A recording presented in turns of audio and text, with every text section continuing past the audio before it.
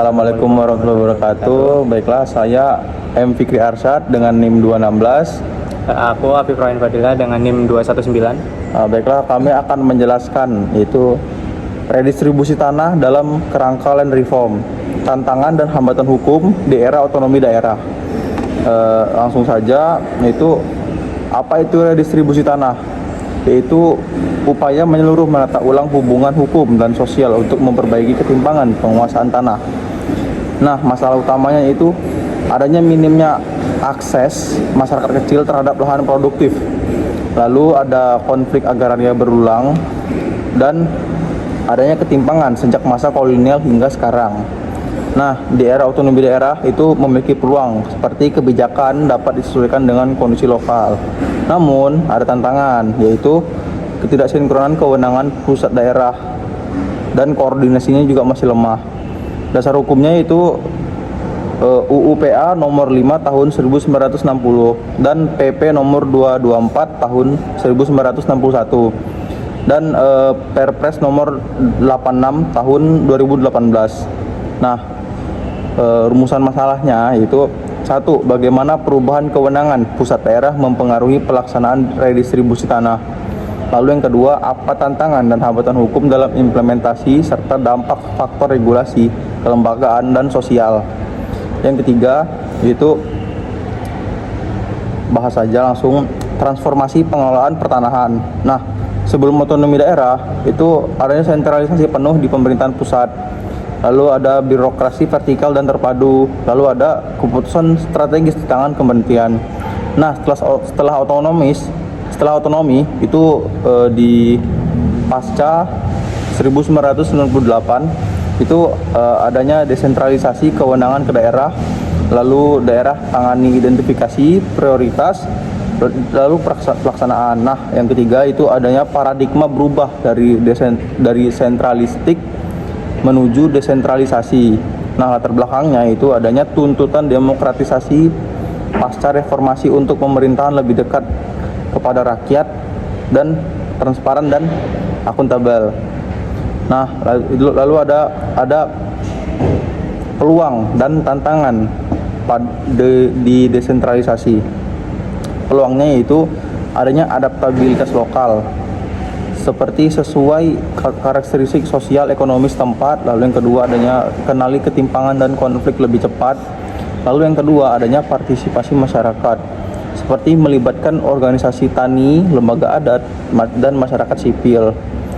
Dan kalau bisa program yang sesuai dengan kebutuhan masyarakat. Nah, yang ketiga itu adanya integrasi kebijakan, seperti gabungkan dengan pengentasan kemiskinan, ketahanan pangan, dan ekonomi lokal.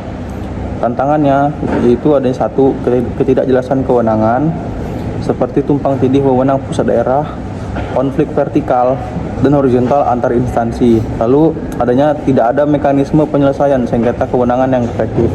Lalu yang kedua adanya disparitas kapasitas, seperti ketimpangan anggaran, lalu SDM, infrastruktur antar daerah. Lalu adanya seperti Jawa hingga Sumatera itu lebih baik dibanding Indonesia bagian timur. Itu Indonesia bagian timur itu sedikit tertinggal dibanding Jawa dan Sumatera. Lalu adanya yang tiga itu adanya intervensi politik lokal itu.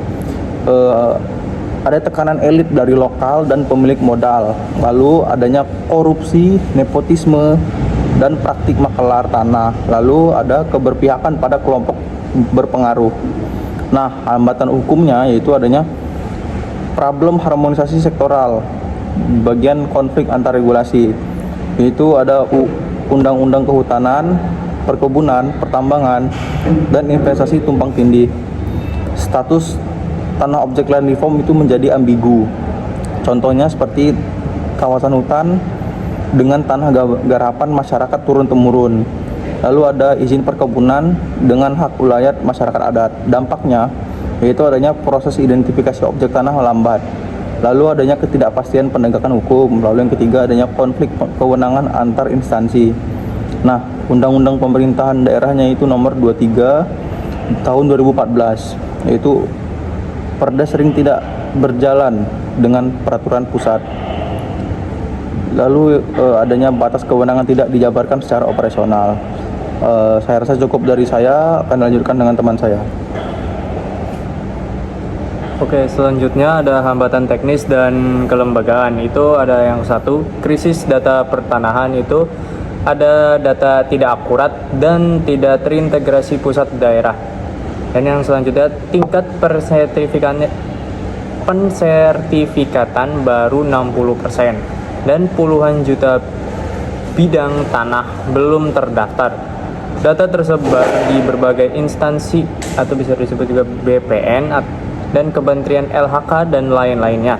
Dampaknya itu klaim ganda dan sengketa hukum baru dan legitimasi lemah. Dan yang kedua, fragmentasi kelembagaan itu dibagi menjadi tiga. Ada koordinasi antar instansi tidak konsisten. Yang kedua, pendekatan sektoral dan bukan terpadu. Dan yang ketiga, gugus tugas reforma agraria tidak efektif. Nah, yang selanjutnya itu ada mekanisme penyelesaian konflik yang lemah. Itu ada mediasi sulit jika melawan aktor kuat atau juga di perusahaan ataupun aparat, dan pengadilannya itu lama dan mahal, dan keputusannya itu sering tidak dipatuhi. Yang selanjutnya itu ada hambatan sosial. Yang kesatu itu ada struktur kekuasaan lokal. Nah, pola patron klien ini ada dua, elit lokal atau tokoh masyarakat, ulama ataupun pengusaha yang lebih dominan. Yang kedua itu kontrol siapa dapat tanah, lokasi, dan pemanfaatan. Praktik negatifnya itu makelar tanah manfaatkan ketidaktahuan masyarakat dan korupsi dan nepotisme dalam alokasi tanah. Dan yang kedua, pluralisme hukum dan hak adat. Masalahnya itu ada sistem hukum negara versus hukum adat beroperasi bersama. Yang kedua, klaim sah menurut adat tidak diakui negara atau sebaliknya. Dan yang ketiga, mekanisme penguasaan tanah adat sulit diterjemahkan ke hukum nasional.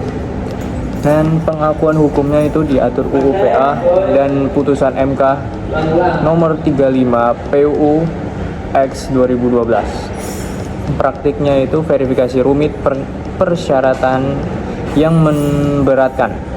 Dan kesimpulannya itu dampak perubahan kewenangannya itu ada desentralisasi, beri ruang daerah, kelola sesuai karakteristik lokal, belum ada kejelasan batas peran dan koordinasi memadai. Nah, akibatnya itu proses tidak seragam, hambatan administrasinya itu berulang. Faktor penentu keberhasilannya itu ada dibagi menjadi tiga, adanya regulasi, kelembagaan, dan sosial. Nah, regulasinya itu ada di dasar hukum yang ada, tapi harmonisasi sektoralnya itu masih masalah. Ketidakjelasan objek retribusi. Dan yang selanjutnya itu ada kelembagaan. Kelembagaan itu ada data yang tidak sinkron. Yang kedua, koordinasi yang lemah. Yang ketiga, kapasitas daerahnya timpang. Nah, yang selanjutnya itu ada sosial, struktur sosial yang beragam, elit lokal berpengaruh kuat, dan sistem tanah adat kompleks. Nah, yang selanjutnya itu ada rekomendasi ya. Langkah perbaikannya itu ada menjadi 4. Adanya regulasi, kelembagaan, sosial, dan komitmen politik. Nah, yang regulasi itu ada harmonisasi peraturan sektoral dan perjelas batas kewenangan pusat daerah secara operasional. Nah, yang selanjutnya itu ada kelembagaan, bangun sistem data pertahanan terintegrasi. Yang kedua, perkuat forum koordinasi lintas sektoral. Yang ketiga, tingkat kapasitas daerahnya atau pelatihan, dana, dan asistensi. Nah, yang sosial itu ada pendekatan sensitif terhadap struktur lokal. Yang kedua, libatkan masyarakat adat dan organisasi tani. Dan yang ketiga, cegah korupsi dan praktik makelar. Nah, yang terakhir itu ada komitmen politik, ada 2, keberpihakan pada keadilan tanah, dan yang kedua, tegakkan integritas dalam implementasi. Oke. Baik, saya rasa itu cukup dari kami berdua. Langsung saja saya tutup. Wassalamualaikum warahmatullahi wabarakatuh.